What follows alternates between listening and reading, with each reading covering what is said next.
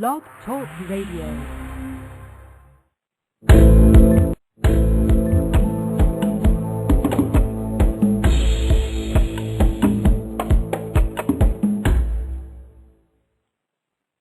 Well, good evening, everyone.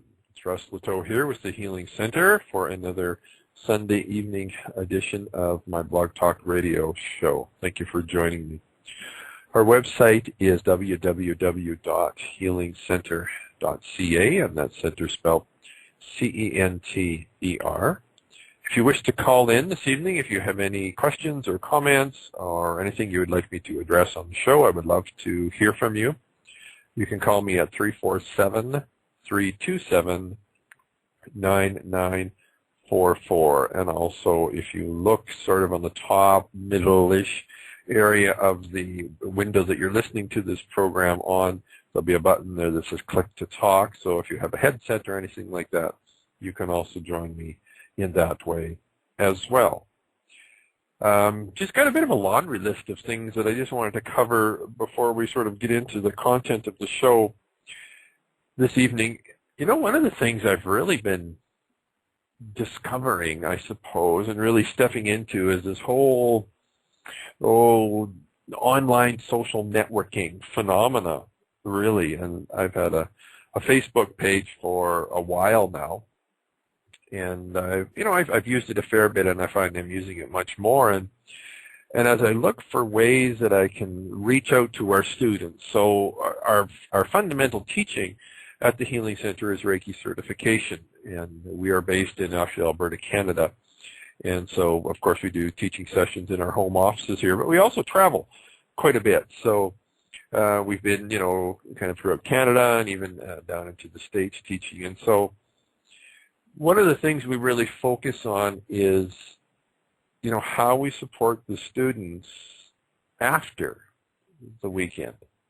And I think for myself, and just kind of as a sort of a by the way here, I am also running the chat room as well. So, of course, you're welcome to log in and ask me any questions or comments. More than likely, I will respond to them on air. It's just I've discovered I can either talk or type. But I can't do both at the same time. So I welcome you there as well. I'm sure we've all been to seminars and courses and workshops, and they've been fantastic. And, we've learned a lot. And we kind of by the end of the weekend, we're ready to take on the world and implement all these changes and these amazing things that we've learned. And then Monday morning, if it's, let's say, a weekend, of course, Monday morning we wake up, and it's kind of us in the world, And I tell my Reiki students that the real learning begins not so much at the retreat, but the day after it, when they get up and then they have the opportunity to take what they have learned now and put it into practice, which is really the big, big, big deal. And so we've really been focusing on ways that we can support folks over distances. And then, of course, obviously, as we have more and more students and alumni and graduates and whatnot, it's important that we're able to support them all in a way that is efficient as possible, but also effective. And so this whole social networking thing I've really been kind of just sort of launching into. And I'm amazed at how many people use it, and actually quite effectively. I discovered a new site, and for many of you this probably isn't new news, and it's actually called Twitter. It's TWITTER.com. And it's one of the many, many, many social networking sites out there. And actually this does tie into our topic for tonight, which actually happens to be talking about our chakra systems and our throat chakra. And you'll see how that ties in here in just a second. And geez, I don't know how many people are on this Twitter, and all it is it's like, I think, 140 characters that you can type in, or you can say anything you want, if you will, and then the people that you're connected with see that, and you sort of communicate back and forth.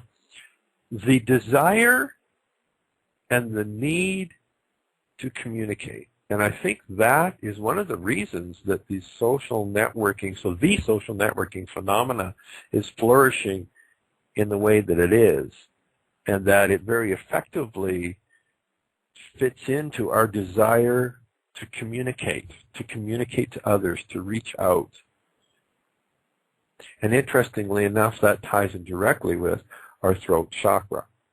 Okay, so just a really quick review, and if you wish, you can kind of bounce back to the past shows.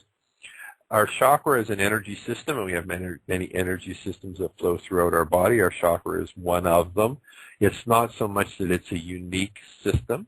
It's just a different aspect of it. So, for instance, we have our meridians, and there's sort of 12 main meridians, if you will, and that's often we associate that with acupuncture, although it's used in other philosophies as well.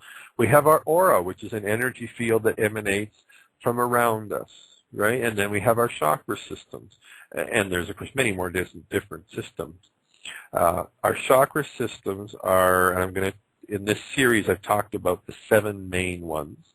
So the 7 main ones, and let's say the chakra is like a concentrated energy, or like a sort of a transformer device that takes energy and moves energy and out, that type of thing. The 7 main ones. So the first one, or is commonly called the root chakra, its physical location is right at the very base of our tailbone. It has a color that's related to it. In this case, it's the color red. The next chakra, which is our sacral chakra, and that's located right kind of in our lower lumbar area, the color orange. The next one up is our solar plexus chakra, located right in the solar plexus of our stomach, and the color of yellow. The next one, and this is the one we spoke about last week, which is our heart chakra. It's located right in the center of our chest, sort of right over our heart, if you will, color green. And also many people associate pink with it as well. The throat chakra, which is the one that we're going to be speaking about tonight, is located in our throat, the color of blue. Our brow chakra, which is located right sort of square in the center of our forehead, which is a deep indigo, kind of a bluey purple.